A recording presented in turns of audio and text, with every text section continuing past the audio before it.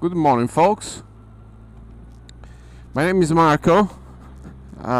It's about 20 past 5 in the morning, and this is my first video blog or vlog. Well, actually, I'm trying to make my first vlog. Unfortunately, I'm using this Drift Ghost 4K camera, and I only experienced problems with it. Now, I don't know if it's because of the SD card or because of the camera, but yesterday I put a 128 Kingston memory card in that, and the camera would shut down after, not shut down, but stop recording after a few seconds.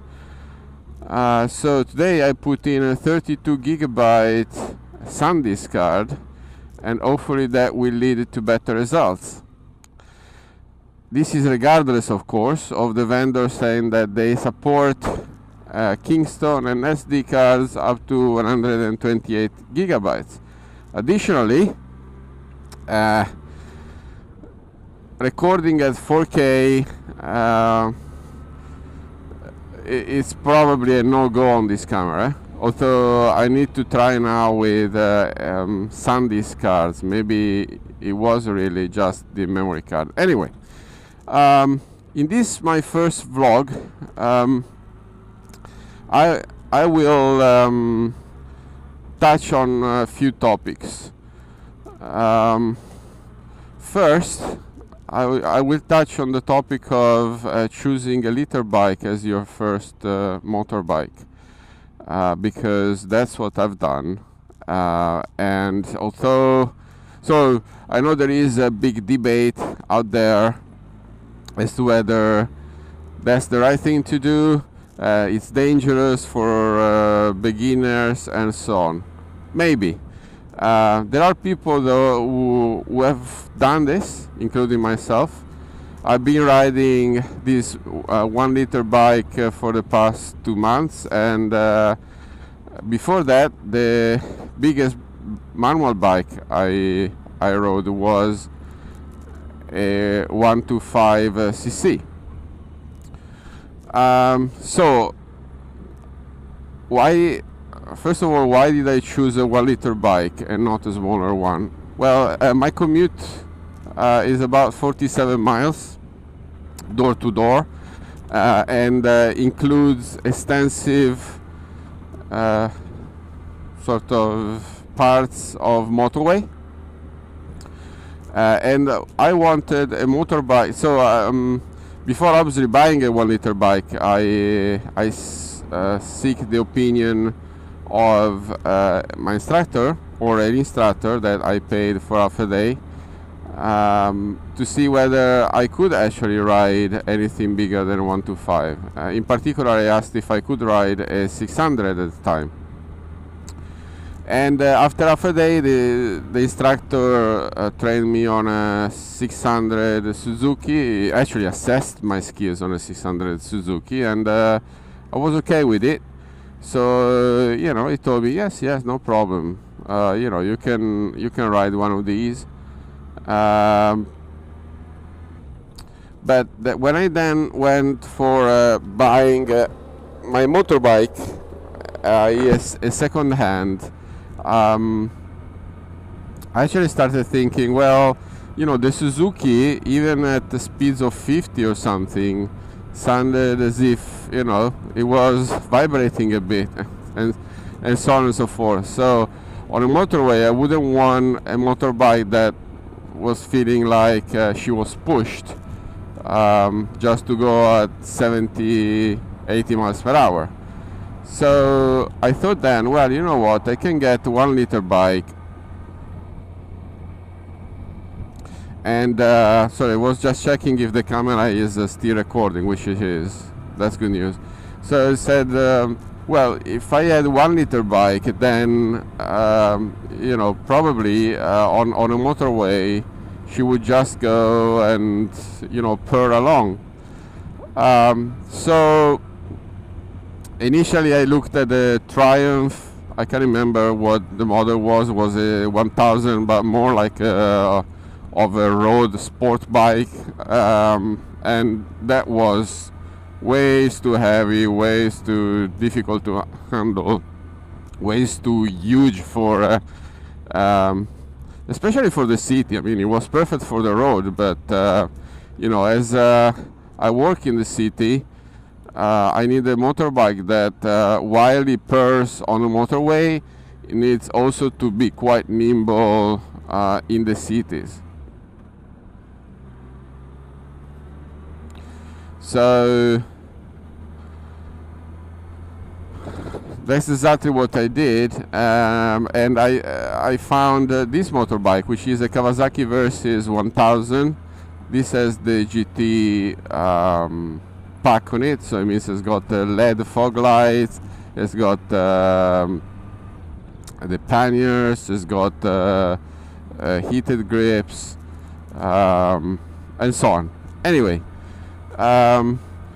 so I asked my instructor, based on what you've seen and your assessment of my skills, do you think I could ride a 1 liter bike, this particular motorbike, without killing myself in the next 5 minutes?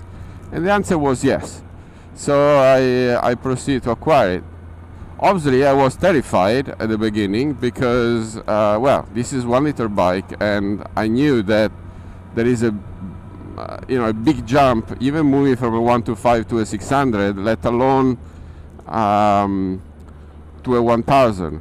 But in my opinion, it's simply a question of handling. Yeah, it's a question of how you handle your motorcycle. Of course, there is always a question of luck. There will be those particular circumstances and combination of events where you've done everything right. But something, star alignment, call it what you want, comes together, and you might have an accident, of course. But that can happen also on a car, right? You might have done everything wrong, and suddenly a truck might lose control and jump into you, and there you go. You would pass to a better life. So, of course, with a motorbike, the chances of hurting yourself in case of any accident are higher because you are more exposed to the elements. But the point is not that the moment you jump on a 1 liter motorbike and you try to go, to ride normally, you will kill yourself, or the motorbike will become sort of untamable, right? Untamable. There are revs on a bike, yeah? So I tend to keep my ones between 3 and 5,000 revs per minute, and I try to be careful. I don't do crazy things. I don't need the adrenaline of doing a risky takeover or a bend, like a pro. I got a family, I got a beautiful wife and 2 kids, and I want to stay around for long. So now that so basically the point I'm trying to make is that if you have got the right mindset and you do proper risk management and you are careful and you just drive the bike to take you from A to B, obviously having some fun, because being on a motorbike, let's say openly, particularly when the weather is good, it's fun, right? Because you are more in contact with the nature. So that's first point, put aside. The second bit while the camera is still recording, which I can see it is. Let's talk maybe about a bit the review of this motorbike, at least from the few things I can say. So as I said, this is a Kawasaki Versys 1000. So let's start with the things that maybe I do not like about this bike, and then, you know, because the things I do like, they are pretty easy. So the things I do not like particularly is like at this kind of speeds, so from, you know, let's say 65 upwards, there is quite a turbulence on your arms, and as you speed up, you know, even in sort of on your helmet, and yes, there are screens, and this is actually not the default out of the box screen. This is like an aftermarket screen that the previous owner put on this bike. This bike is 2 years old. It's from 2016. But yeah, I mean, as I basically crunch copious number of miles on a daily basis to commute to work, you know, having a motorbike that sort of eliminates or doesn't have that airflow, it's a big factor for me. It's not obviously a deal breaker, because if, you know, I want to go fast, I can always tackle in like that, and then the turbulence goes. But as I like cruising at this kind of speed, you know, between 60 to 80, you know, if it was more like turbulence free, that would be great from my point of view. The other thing that I don't particularly like about this bike is its weight. So just to be clear, while on the road, this bike is effortless to drive. Yeah, so I can do like counter steering stuff and moving the motorbike with no effort whatsoever, and is actually stable, very stable due to its weight. However, for the handling, this motorbike weighs 270 kilograms wet, which means, you know, with a full tank. And yeah, of course you get used to it, but moving the motorbike aside and around, you know, off and on the center stand, and you know, you need to be careful, because you know, the moment the balance of the bike tips the wrong way, the bike is off, right? And you can't keep, unless you are Hulk, you can't keep 270 kilos from falling, and also you can't pick it up once it's fallen either, so you would need somebody to help you there. The other thing, probably, well, okay, so there is one thing I don't like, and then there are probably improvements that I could suggest Kawasaki. But the one thing that I don't like about this particular motorbike, and to be honest with you, I don't know whether it's just about this motorbike or it's about motorbikes in general, is the fuel consumption, and in particular the fuel consumption on city roads. So on a motorway, the fuel consumption on this bike is absolutely phenomenal. Yeah, so with a full tank, I can look easily at doing 220 miles, probably 230 miles.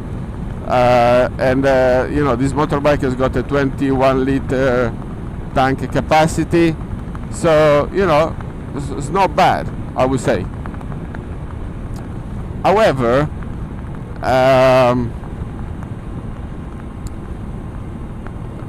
for a commute, I need to obviously, as you will hopefully see in this video blog, I got parts of motorway, but then I got also parts of city. And you know, in the city, the mileage drops quite, the miles per gallon sort of drop quite significantly. Now, in this particular circumstance, this is not about cost, because filling the tank on this baby cost me about 15 pounds, which, you know, is not that much. And I can manage probably, in fact today I'm trying this experiment. This is my second commute to work since I filled up the tank, and my total commute is about, let's say, 100 miles door to door, and sort of with return included. So I'm trying to see if I can squeeze 200 miles out of this motorbike on a commute route, which includes motorway, includes city roads. But it's the annoyance is the fact that I have often to stop to the gas station to put petrol in. I'm used with my car, where, you know, a full tank gets me 600 miles, and you know, normally I can cover it if I go to work for an entire week, which normally means you know, 3 commutes. Yeah, I can easily do that without ever refilling the car, and there is more left for you know, for other trips. So that is a bit an annoyance, you know, of this motorbike. But I know that motorcycles have got kind of limited tank capacity, so probably that's something that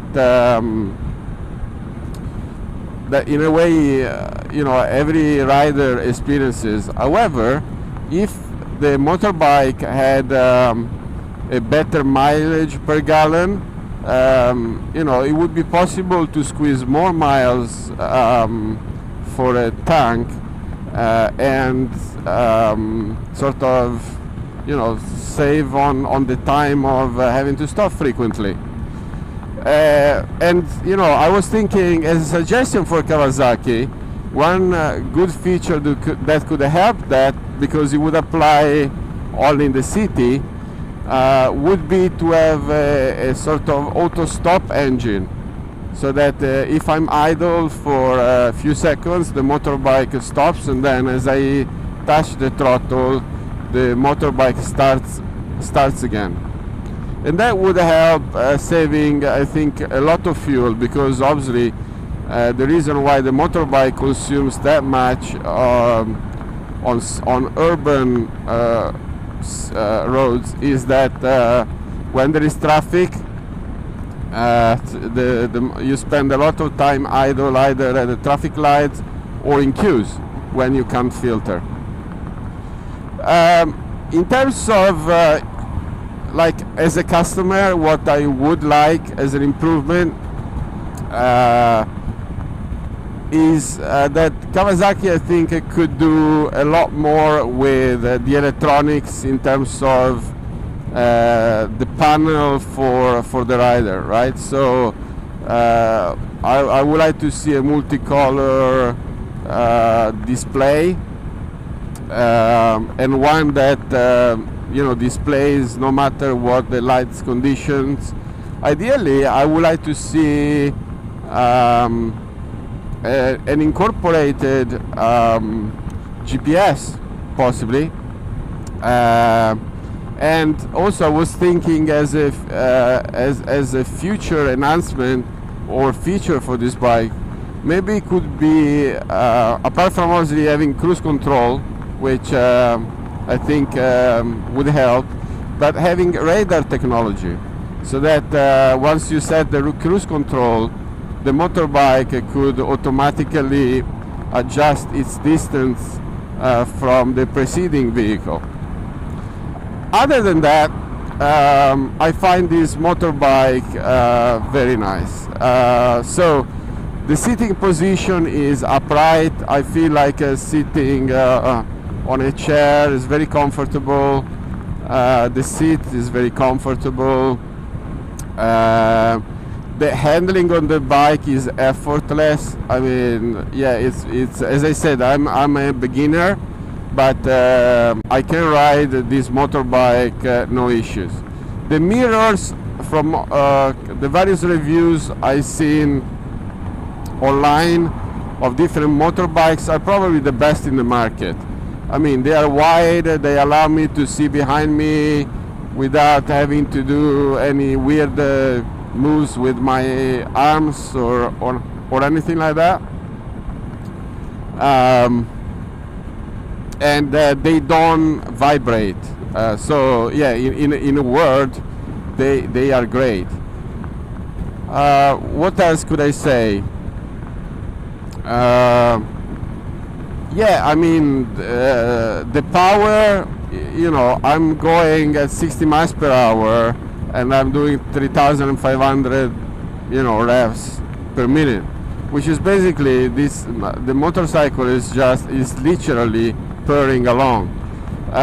When you open the throttle, this motorbike delivers incredible amounts of power continuously, right? So I like to know that when I need it, the power is there. When I need, for example, to overtake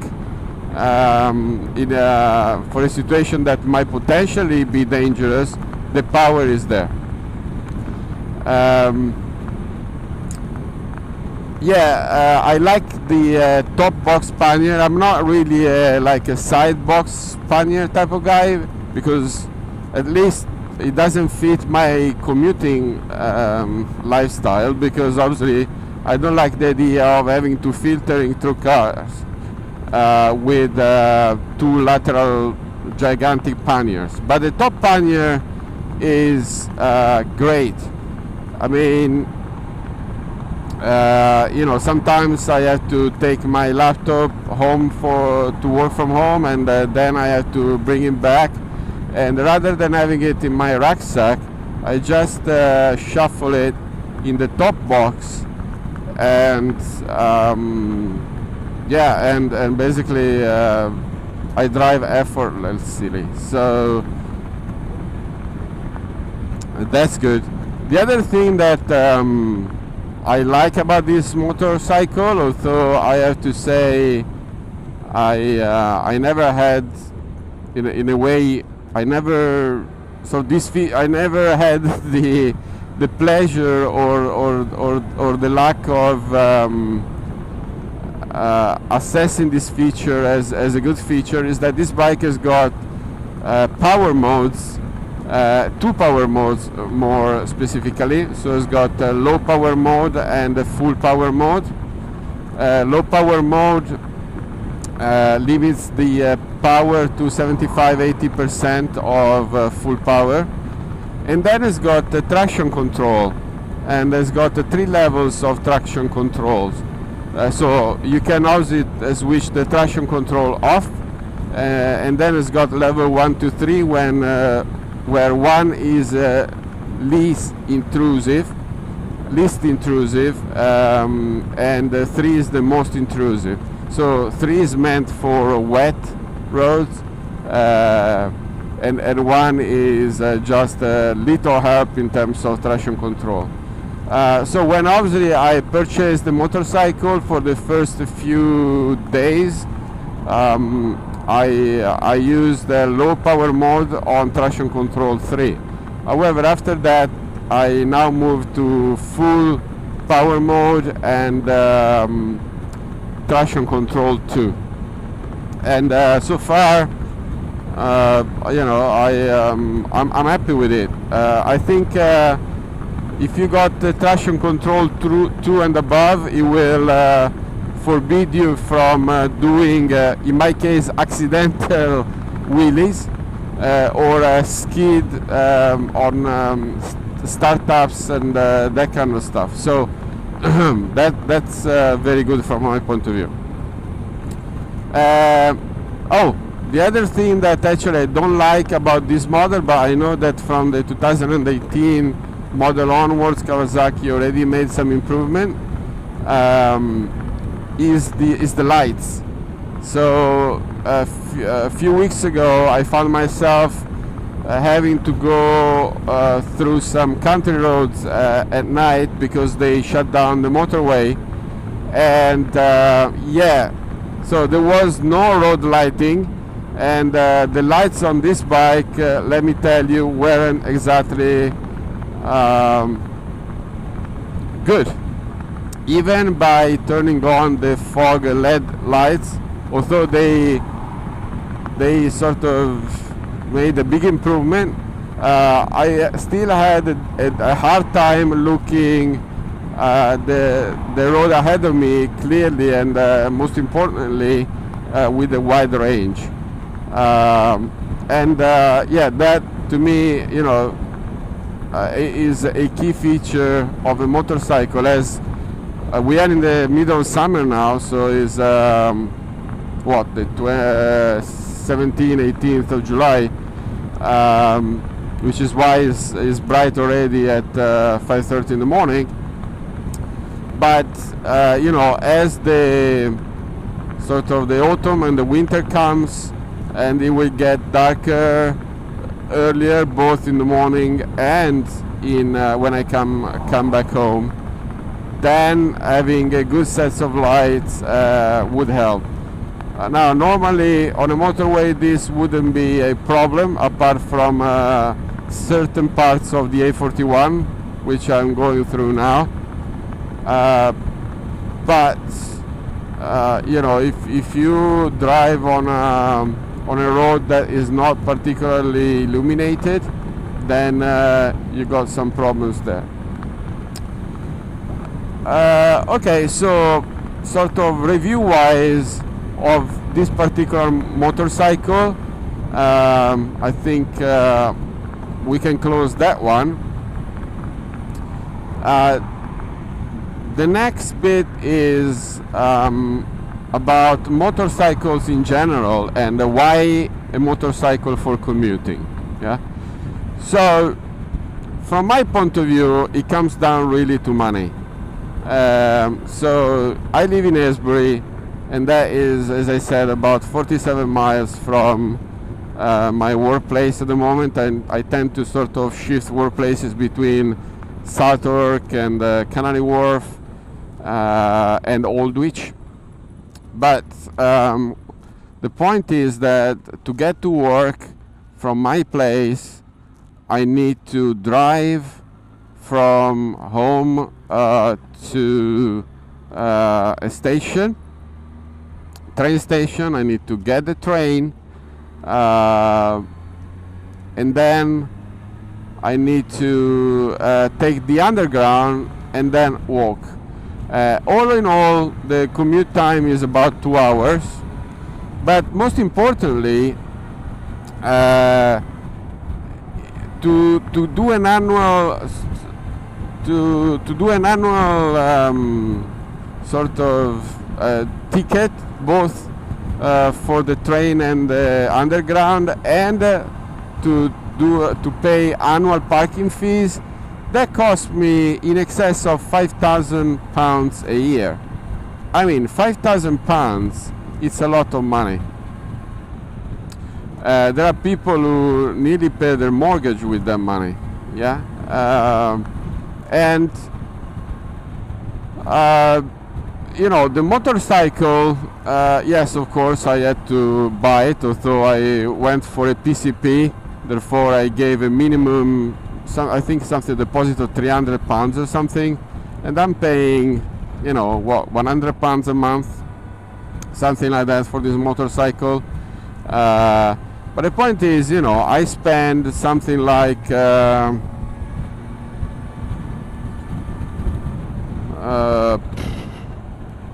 let me think about it. It's about what, 150 pounds in fuel every month, which, you know, okay, you amounts to what you want to put, like the tax and charges and all that kind of stuff. What, 1,500 pounds a year? Okay, you know. So that's what I'm saying. Sorry, just a second. When you want power, the power is there. Yeah, so effortless.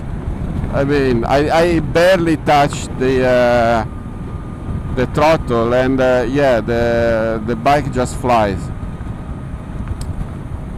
Yeah, so it comes down to money ultimately, right? It's a big money saver, and also, you know, if you go with the public means of transport, I have to say I had a few bad experiences, like drivers not turning up, so train delays, train cancelled, the train going to a station and then coming back. I mean, for the kind of money you would expect like a AAA service, but yeah, trains and the whole culture and lobby around trains and rails in this country has got a long way to go. They should really take example from Japan. Anyway, yeah, so the second bit is that, well, motorcycles are fun, of course, right? At least in this season, in the good season, in the fair weather, motorcycles are great. You are in direct contact with the elements, and you know, you got the whole sense of freedom. You are in touch with the nature. The other advantage is that, but this is also with any vehicle, not just with the motorcycles, is that you're free, right? You're free to leave when you want. You know, with my job, often I have to stay after work for dinners with either clients or colleagues for networking, and that, you know, before I had my own sort of means of transport, in terms of I did the commute with my own means of transport. I was always worried about, okay, when is the last train? When am I going to catch up? The last train, when is it leaving, and the timing, and then you know, now I don't have to worry about that. I can leave whenever I want. I can arrive whenever I want. I can leave early at 5 if I want, like I do normally, because I go to the gym in the morning. With the train is a bit more complicated. If you miss one, the whole sort of program for your day is compromised. And the other thing is, obviously, that is for my particular case in terms of the train line I was using, which was Chiltern Railways. Well, I have to say, I don't know why so many people are happy about the service. Probably because even when it snows, the service carries on, because the trains are still fueled by diesel. Yeah, you got that right. You heard that right. That is diesel. In 2018, trains are being still fueled by diesel. But the seats on the Chiltern Railways, man, are like very narrow, right? And our society is not getting any leaner. Well, hopefully, you know, in future it will, with some intelligent sort of food policies, or call them health policies.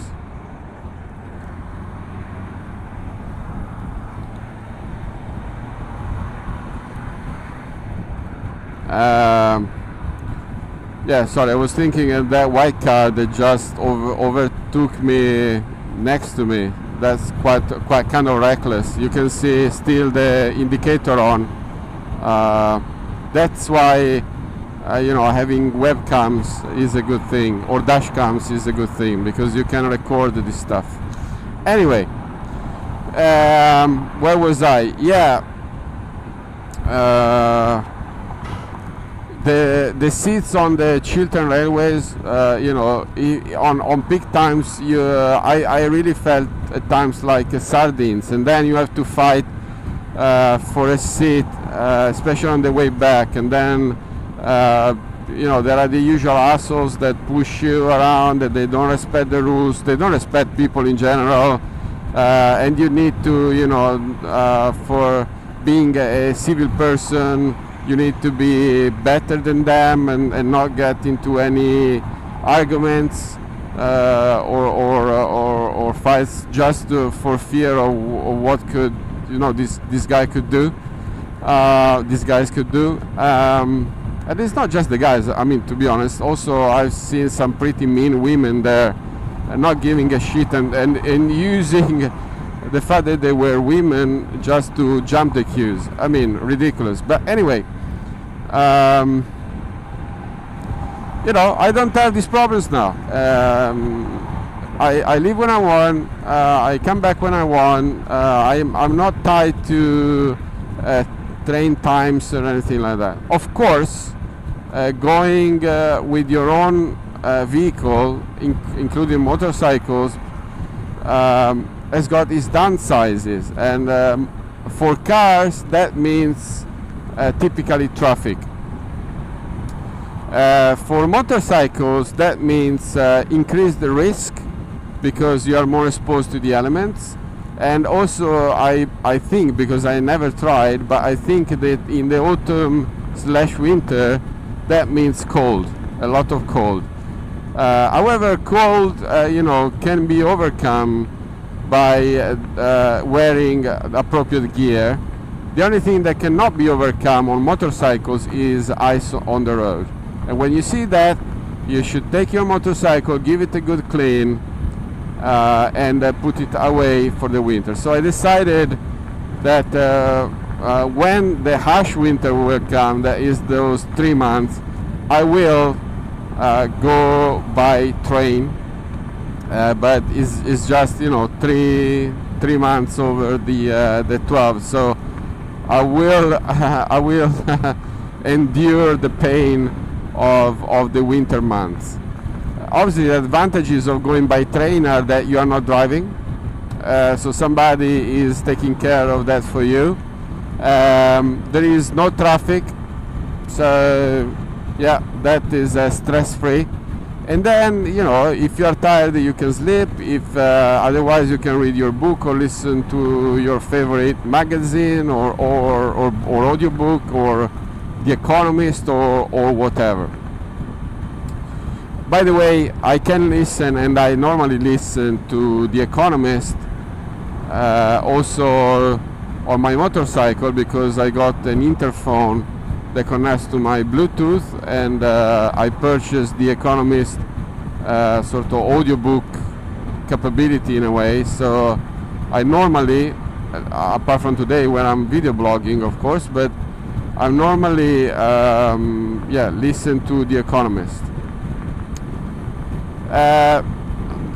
Other things about motorcycles in general, things that I particularly don't like about motorcycles, is the and I learned that, I discovered that since I got a motorcycle. I didn't know that before, but it's the high maintenance. Yeah, so one would think that modern motorcycles, because they are modern, they work like cars. With my car, okay, I got a new car. Well, I bought it last year, but I bought a car, and I over the past few years I changed my car every 3 years or so. So in my case, I bought a car, and then I just drive it for a year. And then after a year I take it to the dealer for servicing, and there you go, I go for another year. I don't look for oil. Tire pressure has got a sort of automatic check for tire pressure. Yeah, everything else, like of course I clean it, and normally before having a motorbike I used to take the car to a car wash, something like maybe twice a month. Now that's changed, because as I purchased the gear to wash my motorcycle, which is part of what the argument I'm making now, the point I'm making now, I also use the same equipment to wash my car. But on a motorcycle, that's different, because the mechanical parts of a motorcycle are exposed to the elements. In particular, the chain and the exposed part of your motorcycles, like the engine, radiator, that kind of stuff, they are all exposed to the elements. And I've learned, since I got a motorcycle, by obviously looking into a lot of video blogs and also talking to a lot of people, that roads collect a lot of salt. That's right. And especially in the winter, and when it's wet, when it rains, there is a lot of salt on the roads. And guess what? Your motorcycle picks a lot of that up. And the salt, that is true for motorcycles or cars, is very bad, especially for motorcycles, because it corrodes the elements and ultimately makes your motorcycle less valuable, but it also makes it more dangerous, because if things break down due to corrosion, that's bad for you. Let me put the sun visor down here, because there is a bit of sun coming up. So basically the folks at Kawasaki told me, recommended me to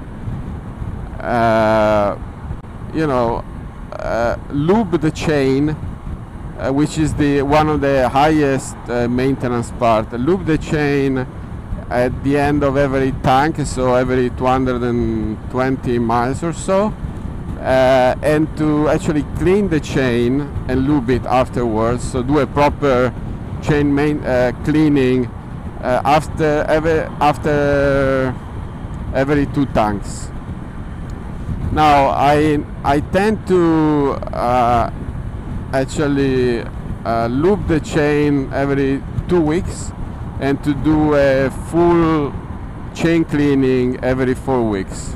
But still, it means that apart from all the material that I had to buy to clean the chain and lube the chain, it's time that I need to spend every weekend in doing that. And obviously, together with doing that, I need to clean the motorbike. The motorcycle needs to be clean, and as they say at the Kawasaki dealer, you cannot do enough of that, right? So you cannot clean your motorcycle too much. So every week, one way or in another, I clean a motorcycle. And again, I learned this from the Missenden Flyer, with one of the authorities, at least on YouTube, on motorcycles, and he has got a very good and a consistent series around anything to do with motorcycles, from try new models to how to maintain your motorcycle, how to drive it, some touring routes, and so on and so forth. And I learned from him basically the cleaning routine. And basically, like him, I do have 2 cleaning routines. One is the sort of minimum, let's say quick and easy, and sort of less time consuming. And the other one is the proper thorough cleaning. So I start with the thorough one because that sort of describes all the phases. I'm still recording, that's good. That sort of describes all the phases of the cleaning, and then the sort of the minimum cleaning just you take some of that away, so that will be easier for me to describe. By the way, in about 2 miles we are entering the city. I don't expect too much traffic at this time, which is also why I like to leave early. But also with this video blog, I want to show how the motorcycle sort of handles and behaves on city roads and when there is traffic. So my cleaning routine is I first start by first of all, in terms of what I bought as materials, I bought a jet wash, which is key.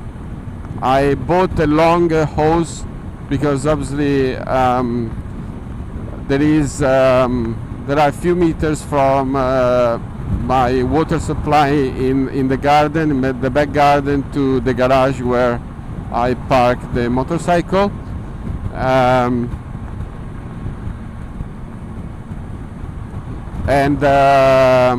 So I first rinse the motorcycle off with some water.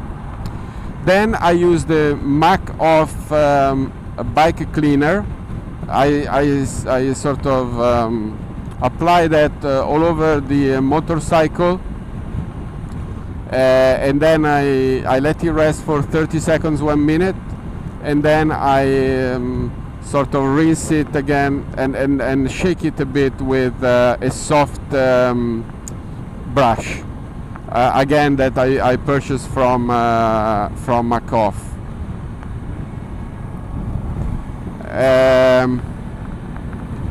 Then once I rinsed the motorcycle, I then apply a snow foam, and I bought the one from Macoff. And I bought a special snow foam gun to apply to the jet wash, so I apply this coat of snow foam, and I leave it to rest for a couple of minutes, and then again I wash it off, and then after that I do the proper cleaning, which is as the Missenden Flyer calls it, is the 2 buckets method. And what that means is simply using some car shampoo and 2 buckets, one for washing and one for rinsing. And then I just wash my motorbike with a sponge and sorry, I'm just concentrating here on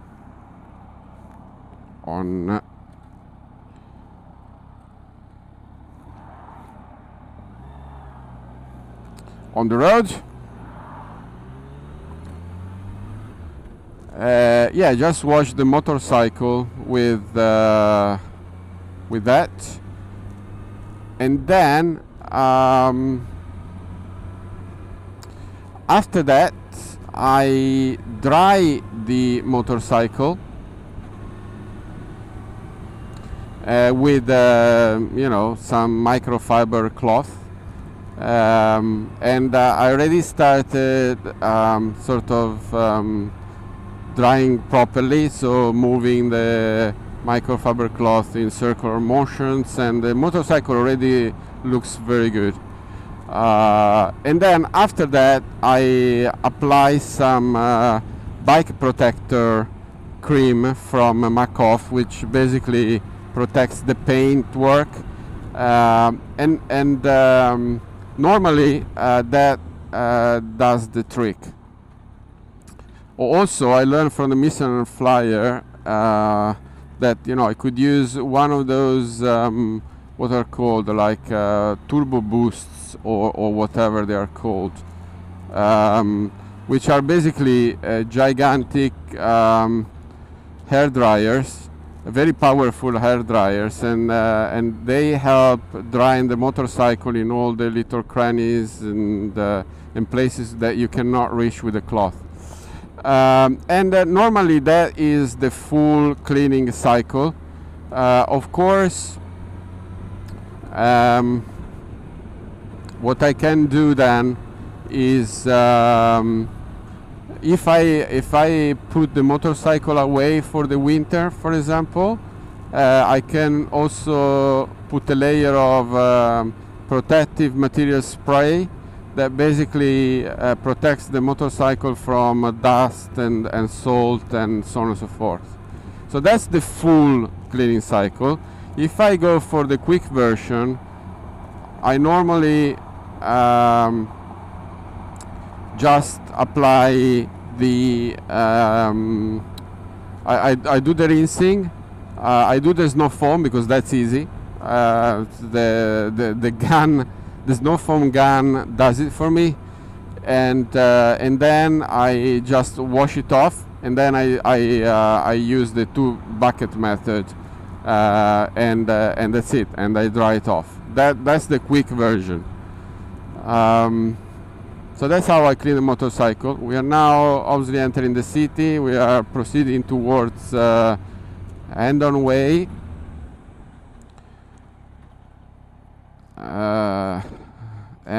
Yeah, normally this road in peak times is very busy, but now in the morning is nice and free from cars, so that's a good thing.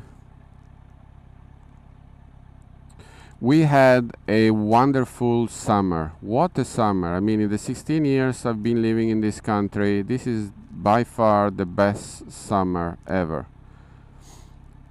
We had days on end of sun, warmth, barbecues. We had the World Cup. We had England reaching the semi-finals. Woohoo! And we had obviously Wimbledon. Well, that's every year. But yeah, it's been an amazing summer, and looking at the weather is not over yet, which is, you know, great. The other thing I actually learned while I was in Italy, when I used to live in Italy, as I grew up there, as you can probably tell from the thick accent, for me summer really started in July, and for me that was the summer, and then it finished maybe in September. But here in this country I learned to actually appreciate the summer, you know, starting from April, and making the most of out of every single day.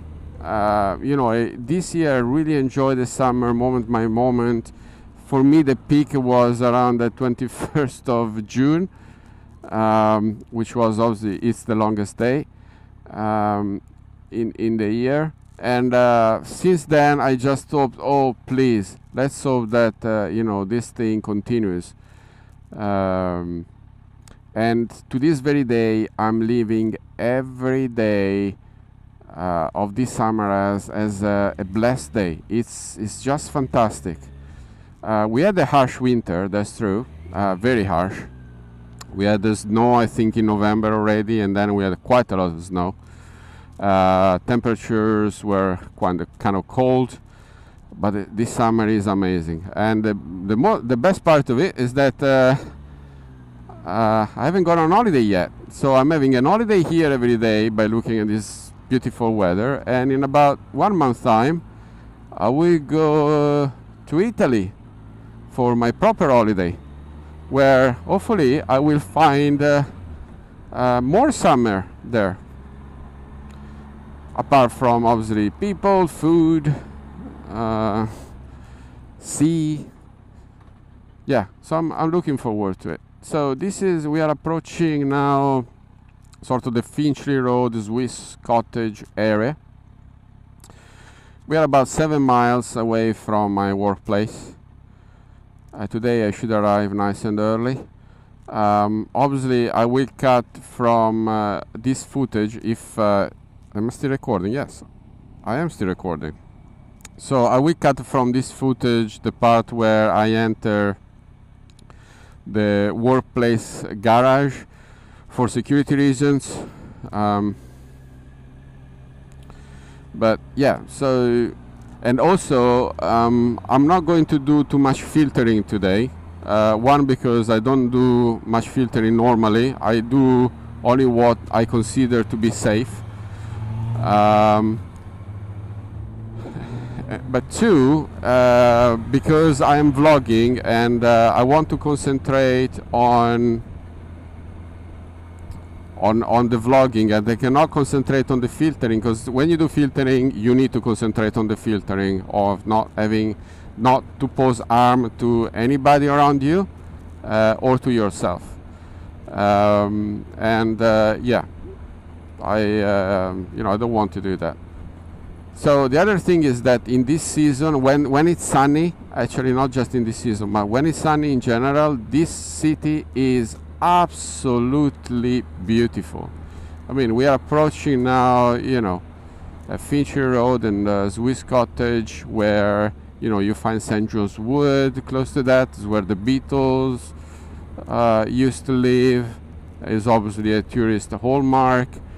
It's just, I mean, look at this road, the houses around here. It's just beautiful.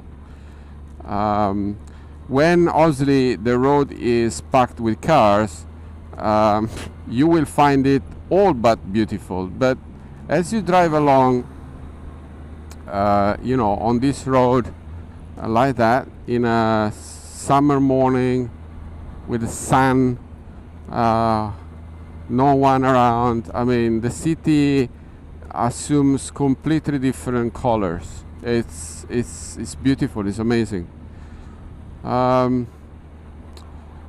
Yeah, what else about motorcycles? Well, the other thing, talking about maintenance, apart from the chain cleaning, for which there is a video on YouTube that I absolutely recommend, is from Revzilla. And I learned from them how to do it. The guy there is amazing. I mean, he explains step by step what to do, how to do it. And since then, my chain is good, right? Is well maintained. And now, obviously, if you don't maintain your chain, it means that you will need to. Well, one is dangerous because if you don't maintain your chain, if you don't lube your chain might snap while you're going, and you definitely don't want that. But two, it's you will need to replace it, and with that you need to replace the sprockets too, because normally you replace chain and sprockets, and yeah, why doing that when a little maintenance can actually get your chain to last for a long time? In fact, for the whole duration of your motorcycle. The guy at Kawasaki told me he had the motorbike for a few years now, still the original chain on it.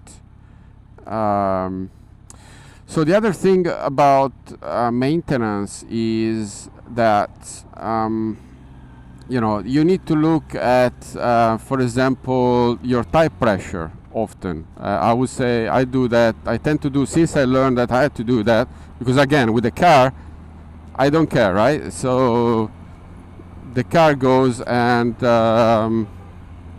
yeah, and sort of I don't have to inflate it or to check it every week. Apart, I got the sensors that does that for me.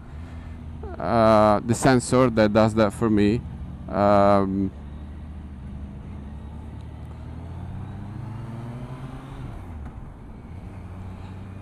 Sorry, this is a bit of, it's the only place around sort of Finchley Road and stuff that is not particularly safe. It's a bit of a nasty turn, that one. What I was saying,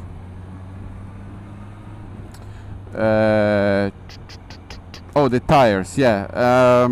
Yeah, so with the car I don't have to do that, but with a motorcycle It's a bit like a bicycle in a way. It's a bit more obviously evolved than a bicycle, depending also on the kind of tires you got and the motorcycle and the age and all of that.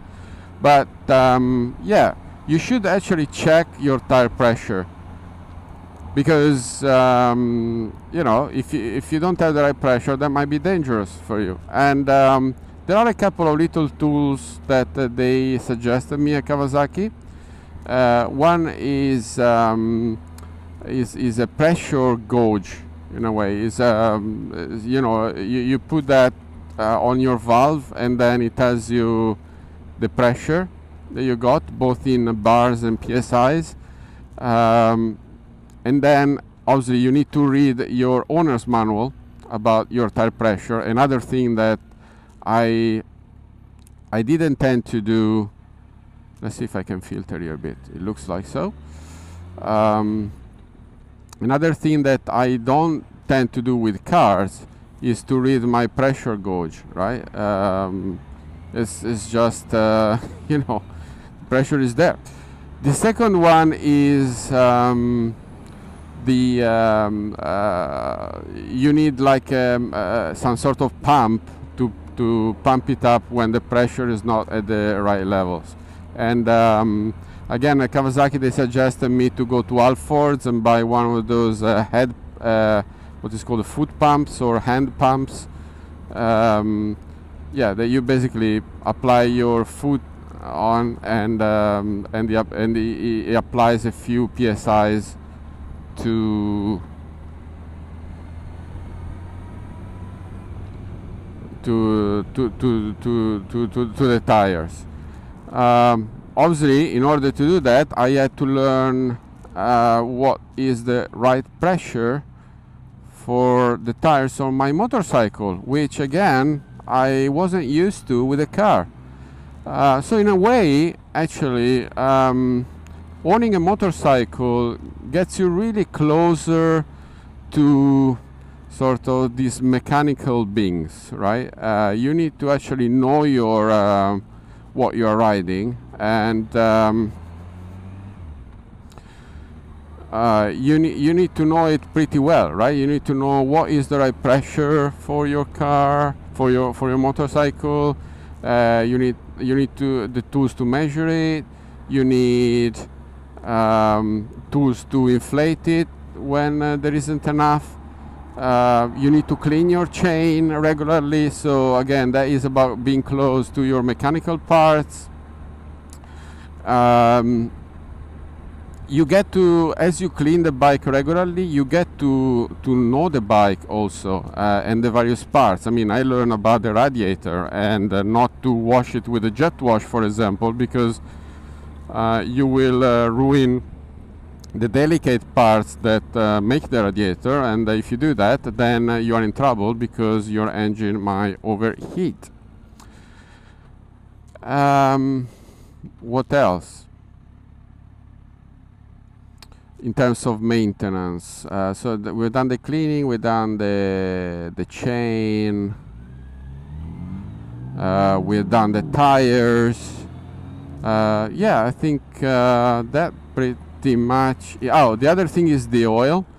Now, normally you will change the oil. Let me see where this guy is sending me here. Okay. Normally you will change the oil at every service. So in my case, it's probably every 7,000 miles or so.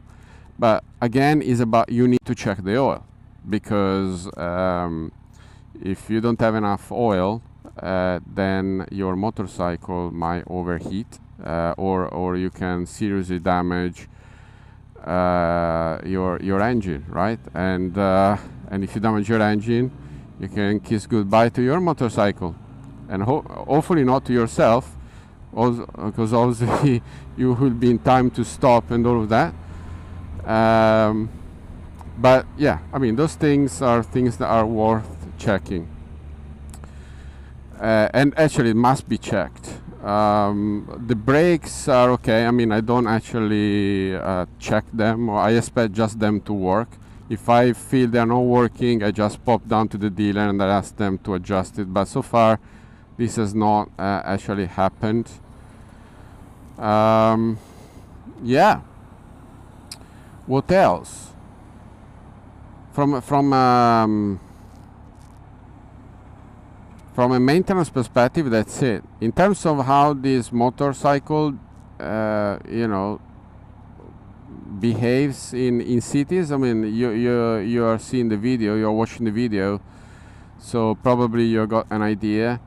I haven't been filtering aggressively. One, because I'm relaxed. It's early in the morning, and my TomTom is telling me that I will arrive at 20 to 7, which is, you know, plenty of time for my next gym class, so I can have a breakfast and get ready and all of that. But secondly,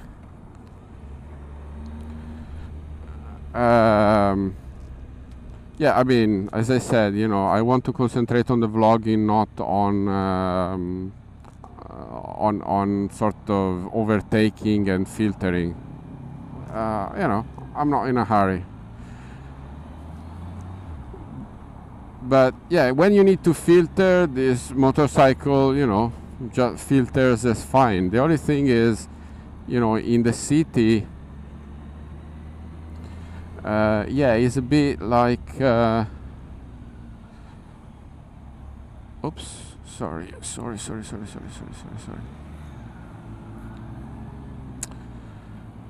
Oops, sorry. I made a mistake there, or actually changed suddenly. I don't know if he changed suddenly or I made a mistake. Probably I made a mistake. That's not working, so let me go this way. I think he decided to change road all of a sudden, because he initially asked me to go on the right and he thought about that again. Anyway, I have to say this TomTom rider is amazing. I used to have a TomTom a few years back before I moved to Waze and smartphones, and now the GPS in my car. And I wasn't a big fan of it. In my opinion, yeah, okay, it did the job, but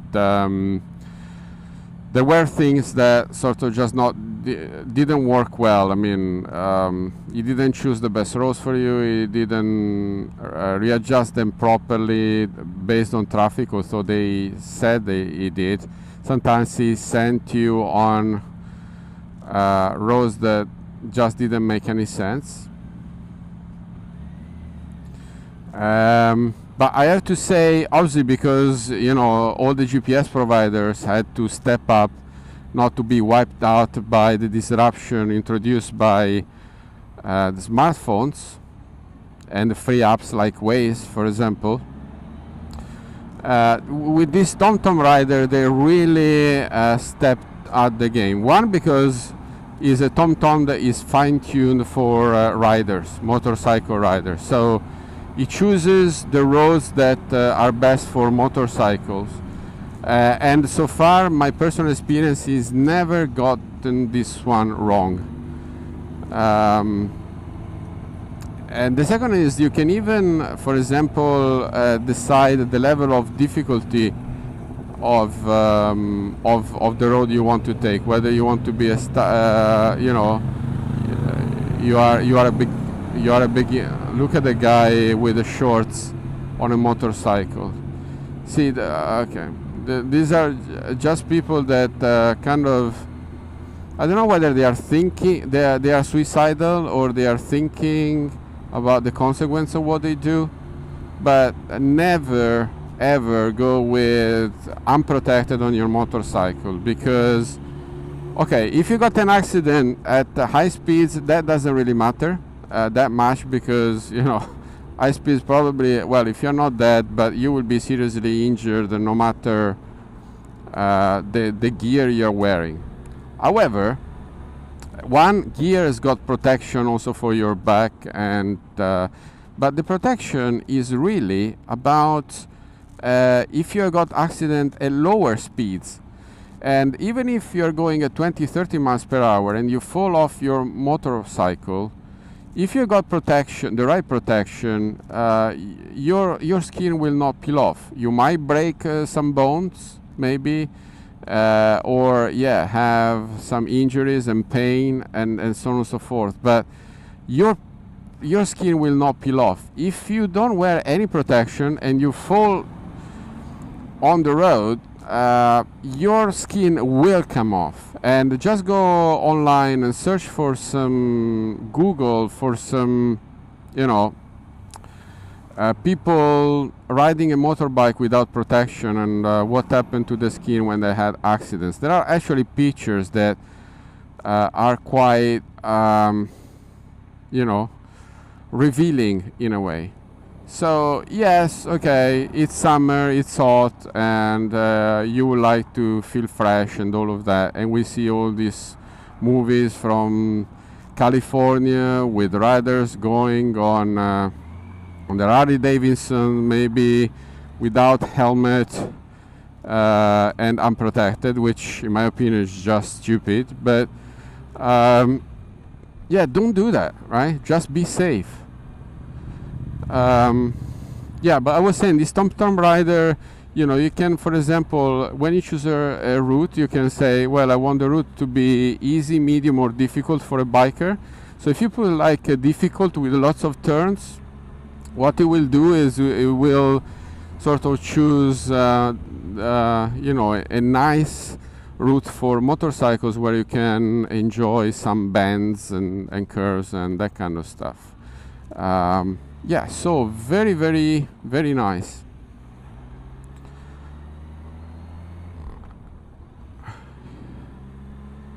Okay, so we are about 2.5 miles away from my workplace.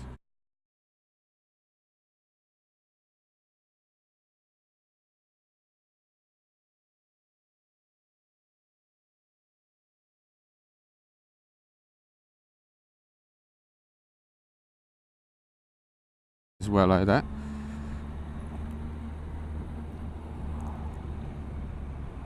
Where am I going here? Straight. Let's go straight then.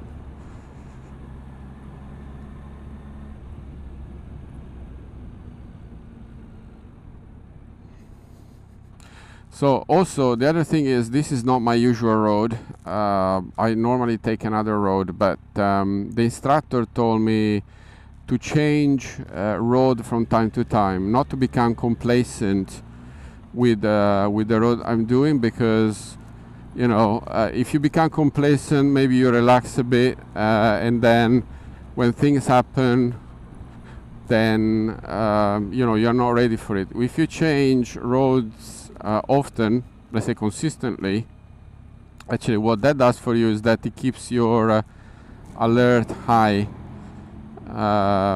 which in a way is doing it with me as well, because obviously now I'm asking yourself, where are we going here? Well, I don't know this road. So I need to look at the road signs, I need to look at the lanes, I need to look, you know, where to position the motorcycle to sort of be in the faster and smoother lane, or the optimal lane, if we can call it like that. A bit of filtering here. This is one thing I love about motorcycles. You just go and find the spaces where others can go. So like everything, motorcycle comes with its advantages and disadvantages. The other thing I learned since I got a motorcycle is that not all the bus lanes are open to motorcycles, and I didn't know that. If you see the bus lane there, I don't know whether you can see it or not, but basically bus lanes that like the one in front of us are not open to motorcycles, because there isn't a bold motorcycle sign on it. There is a bus, there is a taxi, and there is a bicycle. But so the bus lanes that are open to motorcycles, they got a proper motorcycle sign on it. But I have to say that they are a big help, and there are many that are open to motorcycles. I don't know why not all of them. I mean, if I was the mayor of London, I would probably, you know, open all of them to motorcycles, because it helps everyone. You know, obviously it's good for people on a motorcycle, because they can skip the traffic, but it's also good for the traffic because you put less volume on the car's path, and that means that overall the traffic should be better for them too. So it just makes sense. Mayor of London, if you're listening to this, please pass a law that makes all the bus lanes open to motorcycles, please. Thank you very much. Obviously, the other advantage, the big advantage, because I work in sort of the within the congestion charge, which is an area in London where if you go, you have to pay £12 a day, unless you got special permissions. For example, you have an electronic vehicle, or you live close by in the area, or you have a motorcycle. So that's the other good thing about motorcycles, is that you don't pay the congestion charge, and that's great. Yeah, so yeah, this is London early morning traffic for you. It's not terrible. Believe me, this is quite good. On the way back, of course, I'll see if there is still room on the card. I might document the way back, where normally traffic is much higher. Where are we going here? Okay, this is interesting. Actually, I literally never been on this road. Are we in Aldwych here? Whoa, whoa, whoa, whoa, whoa, whoa, whoa, whoa. Shit. Okay, I need to go this way. Jung. Looks Aldwych. We are in Aldwych. Incredible. I have to come here later on. See? Yesterday it didn't take me through this road. Interesting.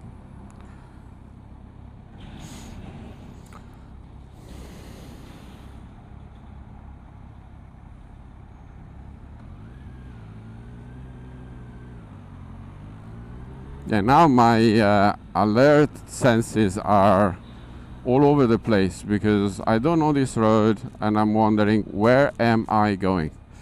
Anyway, this tells me I am 1.5 miles away, so we are getting closer. Yeah, but this is Aldwych. Beautiful London. Oh, this city is amazing. If only we could have this weather all year long.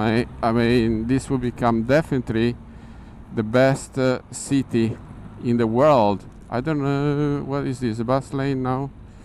That's okay. Half a mile.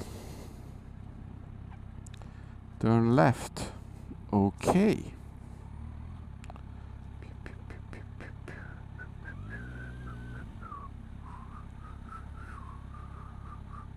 A bit of filtering there.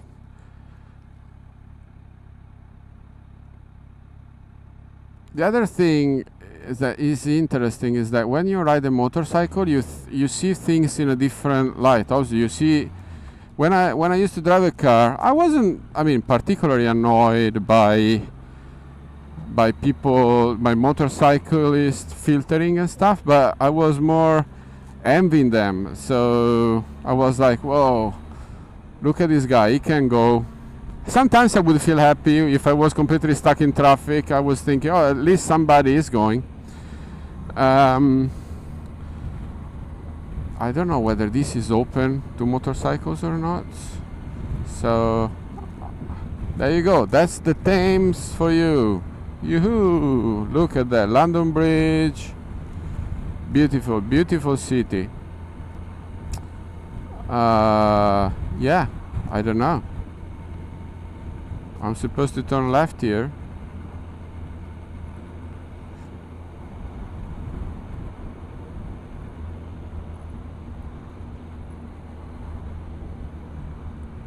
Okay, let me change lanes. Cool.